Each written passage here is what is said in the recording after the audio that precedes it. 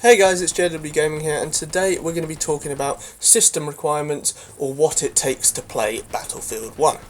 Now, if you've been playing the Battlefield 1 beta, you will have heard some things about it, about the system requirements, and some problems people have been having as well. Now, for the most part, well, we haven't actually got system requirements yet. If you look on the Origin website, you will get just a blank page with coming soon next to system requirements.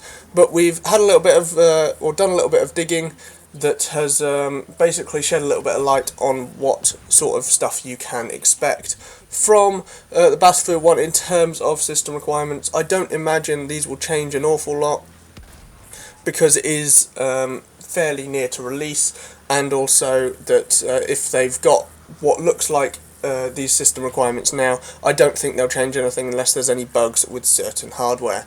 Now, bearing in mind that there are no current drivers out for Battlefield 1, obviously, so system requirements can only get better from here.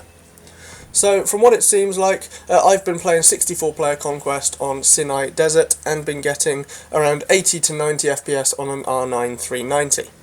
Now, this has been a same story, at 1080p at least, for the GTX 970 as well, which is encouraging, because this is the same sort of frame rate that we have been getting from Battlefield 4. So if you go into a 64-player Conquest game that's full of Battlefield 4, then you will most likely get that frame rate at there as well. This is the same story as the RX 480 and the GTX 1060 as well. So the new hardware is really coping well with this as well. This is on ultra settings, so we're really looking at this hardware getting ultra settings at 60 FPS at least. So that means even with massive explosions, the frame drops you get, you will stay above that magic 60 FPS marker. And you might even push forward to, if you lower a couple of settings, getting the 120 Hz, maybe if you've got a G-Sync or FreeSync monitor, bringing that into use as well. So this really makes for interesting viewing, because the one thing that is very different from Battlefield 4 and Battlefield 3 is the CPU requirements. I personally have a i7 4790K, that is running about 70 to 75% on Battlefield 1. Just standard Conquest, without any recording software or no other programs running in the background.